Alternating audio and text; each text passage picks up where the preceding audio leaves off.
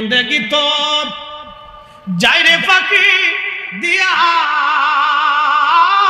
রে সোনার আদর, জিন্দেগি তোর যাই ফাঁকি দিয়া। ও আদম রে কাবিনের ওই কোলেতে কাল ঘুমেতে রইলি তুই, সারা নিশি কাটাইলি তুই ঘুমাইয়া ঘুমাইয়া রে সোনার আদর, জিন্দেগি তো যায় ফাঁকি দিয়া। কেন মাহফিল দরকার?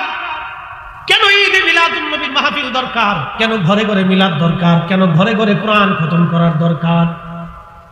তার বাস্তব প্রমাণ যদি দেখতে চান, আজকে